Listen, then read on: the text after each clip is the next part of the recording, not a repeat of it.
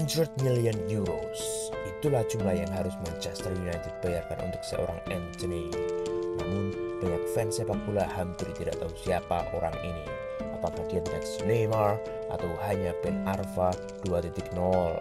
Bagaimana seorang Brazilian 21 tahun menemukan dirinya di Ajax? Melihat kembali kisahnya sejauh ini, itu adalah sesuatu yang istimewa. Dari seorang anak kecil yang tumbuh di neraka, hampir diberhentikan oleh akademi 3 kali, hingga seorang gadis 10 tahun membuatnya menjadi seorang bintang. Perjalanan karirnya sangat luar biasa.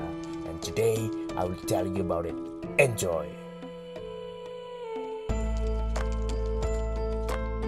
Seperti yang saya katakan, kampung halaman Anthony adalah neraka di bumi, dan itu bukan metafora. Favela tempat dia dibesarkan secara harfiah disebut Inferninho.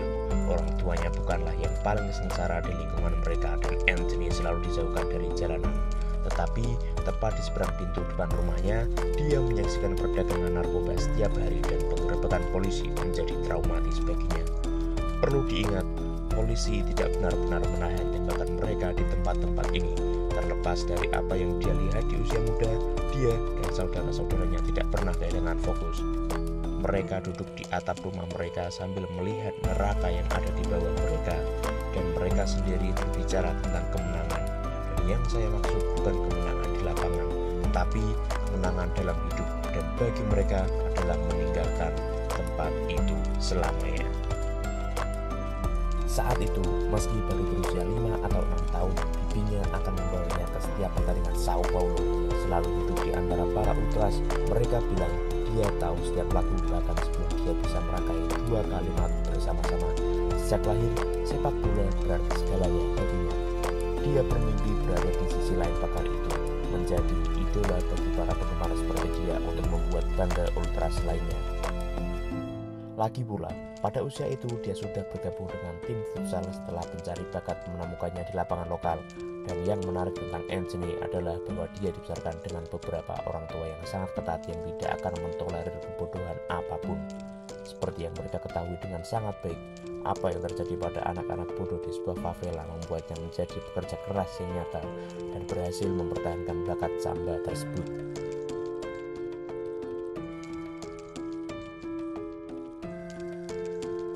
Pada usia 12 tahun, dia mengalami terobosan besar. Dia pergi untuk diuji coba dan mimpinya mengenakan jersey Sao Paulo pada akhirnya menjadi kenyataan. Tetapi kenyataannya adalah bahwa mereka yang berada di pagar mempunyai pendapat tentang dia. Bahwa dia bukan anak ajaib, tidak ada yang bertaruh $1 pun bahwa dia akan menjadi nama besar. Tetapi ada potensi, jadi dia terus bermain dan 3 tahun kemudian itu cukup untuk meyakinkan mereka untuk memberinya kamar di akademi mereka. Begitu di sana, semua orang menyukai Anthony, bahkan staf dan rekan setimnya menjadi seperti saudara baginya. Tetapi meskipun begitu, seperti yang dia katakan, saya tidak banyak bermain, saya cukup banyak berada di cadangan, saya bisa melihat, saya tidak memotongnya. Suatu hari ada turnamen besar untuk pemain di bawah umur. Ultras akan ada di sana, bibi saya sendiri akan ada di sana. Itu semua yang pernah saya impikan. Saya memberikan segalanya, tetapi saya masih belum bisa masuk dalam daftar pemain. Saya menangis dan itu adalah hal terburuk yang dapat saya rasakan. Saya bahkan tidak dapat menjelaskan bagaimana rasanya ketika saya melihat nama saya berada di dalam pemain yang dicoret. Lalu terjadi keajaiban. Anthony tetap berada di tim. Ini terjadi karena staf berbicara dengan pelatih dan bersikeras Anthony tetap di tim. Jika bukan karena semua orang di akademi sangat menyukai Anthony, dia mungkin akan keluar dari tim. Terlepas dari itu, pada umur 16-17 tahun, dia tidak bermain seperti sebelumnya. Tiba-tiba pertumbuhannya sangat signifikan. Semua orang kagum dan pada usia 18 tahun, dia dibawa ke tim utama bersama Helinho dan Igor Gomez, 2 sahabatnya di akademi. Untuk menjalani sesuatu seperti itu bersama dengan temanmu, rasanya seperti fairy tale. Awalnya saya kira itu seperti Cinderella, seaneh kelihatannya. Meskipun berada di akademi begitu lama, Anthony masih belum memiliki sepasang sepatu yang layak, dan ibunya harus meminjamnya dari toko tempat dia bekerja setiap kali dia bermain. Tetapi seperti Cinderella, setelah 3 pertandingan, tim akan pergi pramusim ke Amerika dan menunjukkan tengah malam dan keajaiban mulai memudar. Anthony tidak dipanggil untuk ikut ke tur pramusim, dikeluarkan dari tim dan dikirim kembali ke usia di bawah 20-an karena dia dibutuhkan untuk turnamen besar. Kopinya, dia kaget, bukanlah apa-apa dibandingkan semua hal yang sudah dijalaninya, tapi ini menyakitkan, rasanya seperti penolakan. Terlepas dari itu, dia melakukan segalanya dalam turnamen itu dan sesuatu yang ajaib terjadi. Dalam 8 pertandingan pertama, Anthony mencetak 3 gol dan 5 assist. Dengan pertandingan yang diputar di TV, seorang penggemar yang sangat spesial jatuh cinta kepada Anthony. Namanya Larissa, pasien kanker berusia 10 tahun. Ketika dia tidur di ranjang rumah sakitnya dikelilingi oleh Sial, Sao Paulo mengatakan bahwa tim memberinya kekuatan yang dia butuhkan. Selama mereka melewati kesulitan, begitu juga dia. Dan setelah menulis di buku catatannya bahwa impian terbesarnya adalah bertemu Anthony, dia menjadi motivasi yang dia butuhkan untuk kembali ke puncak. Kadang-kadang selama 8 pertandingan itu Anthony pergi menemuinya. Dia menjadi sahabat karibnya. Dia selalu mencari cara untuk membuatnya bahagia dan begitu hari final tiba, dia menemuinya untuk masuk ke lapangan di sampingnya. Tetapi bahkan lebih baik lagi, dia telah meyakinkan seluruh pasukan untuk mencukur kepala mereka sebagai solidaritas padanya. Dan setelah itu, Anthony berjanji dia akan mencetak gol. Dia tidak hanya mencetak gol dan membantu tim memenangkan gelar. Dia melakukan L celebration untuk pertama kalinya, mengacu pada namanya, Larissa. Anthony mendapatkan penghargaan Player of the Tournament pada saat itu. Dia akhirnya bermain dengan kehadiran Ultras yang mendukungnya. Dia juga dibawa kembali ke tim utama. Dia melihat ini sebagai skenario kesempatan terakhir dan memberikan segalanya, bahkan bagian terakhir yang bahkan dia tidak tahu dia miliki. Dengan Sao Paulo berjuang keras di kejuaraan Paulista, dia dan kedua temannya mulai mendapatkan lebih banyak menit bermain. Puncaknya adalah pada Anthony mencetak gol yang akan memastikan Sao Paulo lolos ke babak final kejuaraan Paulista pada pertandingan terakhir.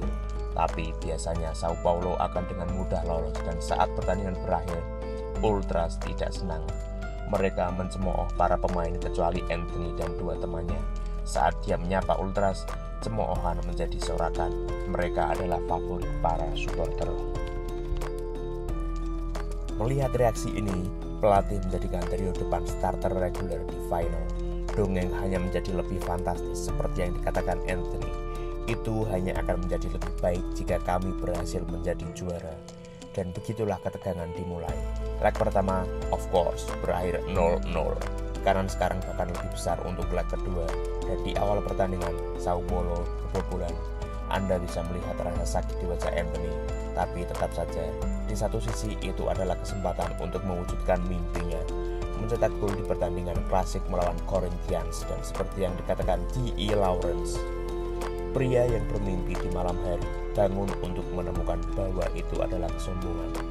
Tapi pria yang bermimpi di siang hari, pria yang berbahaya, karena mereka dapat bertindak atas mimpi mereka dengan mata terbuka. Dan Anthony tentu pria yang berbahaya pada hari itu. Mencetak gol dari luar kotak penalti membuat stadion menjadi kacau.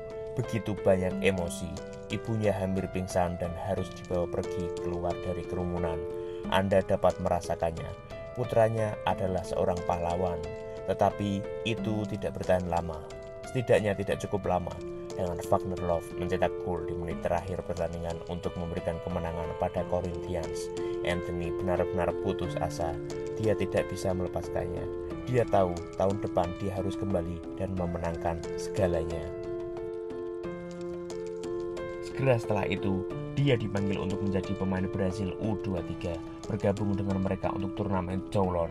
Mencetak 2 gol, salah satunya adalah satu-satunya gol di final saat Brasil menang melalui adu penalti. Dia tampaknya memiliki bakat untuk momen-momen besar dan itu membuatnya mendapatkan tempat permanen di tim Olimpiade Brasil. Namun, kembali ke Sao Paulo dengan mulai melambat, tidak mencetak gol selama 4 bulan. Kemudian datang pertandingan yang sulit melawan Grêmio. Anthony melewatkan peluang mencetak gol yang jelas bisa memberi timnya kemenangan dan kemudian mendapat kartu merah. Berjalan keluar dari lapangan dan ribuan penggemar mencemoohnya. Situasinya mengerikan. Setelah begitu banyak hal-hal ajaib terjadi, ini adalah momen yang sangat rendah yang mengejutkan. Setiap hari selalu berlalu seperti sampah. Kehilangan peluang tidak seperti dia sebelumnya. Tetapi reaksinya terhadap kesulitan itu sekali lagi membuktikan kualitas seorang Anthony. Anthony meminta penjaga gawang tim untuk tetap berada di belakang setiap sesi latihan dan membuatnya menjadi lebih klinis. Dan segera setelah itu, dia memecahkan paceklik golnya. Benar-benar jatuh dan meneteskan air mata. Semangat dan dedikasi mengalir turun ke lapangan dan dia tidak berhenti. Mencetak 3 gol lagi dan memberikan 2 assist selama beberapa pertandingan berikutnya. Menjadi pahlawan saat Sao Paulo mengamankan tempat di Libertadores untuk tahun depan. Dan sebagai musim berikutnya dimulai, dia sangat sibuk. Pertama-tama memastikan untuk mengambil sebagian uangnya dan memindahkan keluarganya ke rumah baru. Kemudian memainkan beberapa pertandingan kualifikasi untuk Olimpiade. Akhirnya memulai debutnya di Libertadores dan yang terpenting, dengan banyak klub ingin mengamankan transfernya, dia menutup kesepakatan dengan Ajax, berencana untuk bergabung dengan mereka setelah musim panas. Tetapi kemudian dunia berhenti. Tahun 2020. Saya pikir kita semua tahu apa yang telah terjadi. Setelah hanya 4 pertandingan di musim barunya, Anthony tidak akan pernah bermain untuk Sao Paulo lagi. Tidak ada kesempatan kedua di kejuaraan Paulista. Tidak ada selamat tinggal kepada para penggemar. Tapi setidaknya dia berjanji untuk kembali suatu hari nanti. Terlepas dari keadaan menyedihkan dari kepergiannya, transfer 16 juta euro ke Ajax membuatnya hanya berjarak 300.000 euro untuk menjadi transfer termahal yang pernah ada di Liga Belanda. Tetapi tetap, bagi Ajax ini masih pertaruhan besar. Entah apa yang bisa terjadi, dia jelas tidak terlalu konsisten. Dia baru berusia 20 tahun. Dia belum memenangkan 1 trofi pun, dan di Eropa semuanya bisa jauh berbeda. Faktanya, dengan tim Olimpiade, hal-hal yang tidak terlalu bagus terjadi. Staf pelatih merasa kesal dengan bagaimana kecenderungan Anthony untuk melakukan cutback alih-alih menyerang gawang, dan sering membunuh momentum serangan tim, dan itu membuat dia dicadangkan untuk pertandingan terakhir kualifikasi melawan Argentina. Itu tidak terlihat bagus, tapi pelatih Ajax, Erik ten Hag, tampak yakin tentang rekrutan barunya. Dia menyatakan, kami berharap dia akan menjadi bintang Ajax berikutnya. Dan ya, ada banyak ekspektasi. Beberapa mengira dia adalah David Neres yang tidak pernah berhasil. Beberapa mengira dia adalah pengganti yang sempurna untuk Hakim Ziyech yang pergi ke Chelsea. Dan seperti itu akan menjadi waktu yang sulit bagi Anthony. Tetapi kemudian, dalam 21 pertandingan pertamanya, dia mencetak 9 gol, 8 assist. Tampaknya dengan beberapa kata dan mungkin beberapa teriakan Ten Hag segera menghaluskan banyak sisi kasar Anthony. Dia sekarang tampaknya menjadi decision making yang jauh lebih baik. Dia bisa bermain di sayap manapun. Dia akhirnya mulai menggunakan kecepatannya dan dia bahkan bisa membantu dalam pertahanan. Tetapi dia memiliki satu monster terakhir untuk dikalahkan, yaitu ketidakkonsistenannya. Dan monster itu kembali. Dalam 5 bulan hanya mencetak 2 gol dan 1 assist. Dari 1 gol setiap 88 menit menjadi 1 gol setiap 485 menit. Turun sebanyak 477% dibandingkan dengan performa sebelumnya. Sebastian Haller tiba di bulan Januari. Dengan banyak orang memperkirakan keduanya akan menjadi kombinasi yang luar biasa. But still, saat musim berakhir, mereka memenangkan piala dan liga. Dan dengan Olimpiade datang tepat setelah itu, meskipun dia masih berjuang untuk mencetak gol, dia dengan mudah menjadi salah satu pemain yang paling berkesan di turnamen. Terutama karena satu-satunya assist yang dia buat saat final di perpanjangan waktu melawan Spanyol untuk memberi Brasil medali emas. Memasuki musim keduanya di Ajax, dia menginginkan 2 hal: meningkatkan konsistensinya dan tampil di pentas internasional. Dan tepat di bulan pertama ada beberapa tanda bagus. 2 assist melawan Sporting Lisbon di laga pembuka Champions League, dan 2 gol dalam 3 pertandingan di Liga. Ini membuatnya mendapatkan panggilan pertamanya ke tim nasional Brazil. Manajer timnas Brazil, Cice, mengatakan dia sama seperti Neymar saat dia mencetak gol pada debutnya meskipun hanya mendapatkan 13 menit main di lapangan. Lalu diikuti oleh gol melawan Dortmund dan PSV. Kemudian 2 assist lagi di pertandingan kedua melawan Dortmund dan 1 gol melawan Sporting. Dengan total 4 gol dan 2 assist dalam 5 pertandingan Liga Champions, akhirnya dia mulai bersinar bersama Sebastian Haller yang kemudian menjadi satu-satunya pemain selain Cristiano Ronaldo yang mencetak gol di setiap pertandingan penyisihan grup.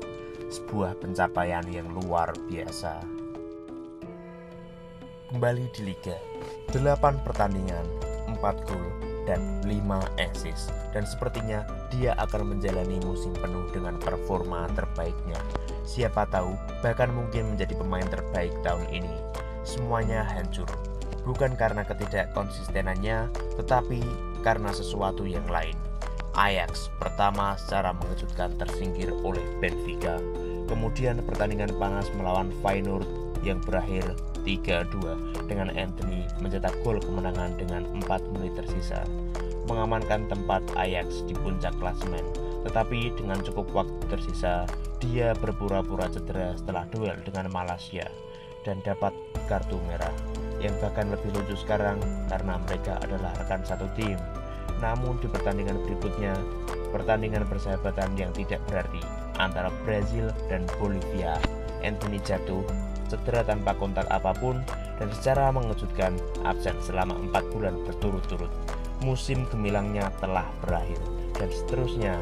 Harapannya pada penghargaan pemain terbaik tahun ini sirna, tetapi setidaknya dia mendapatkan gelar Liga dan cederanya tidak cukup untuk menghentikan rumor transfer.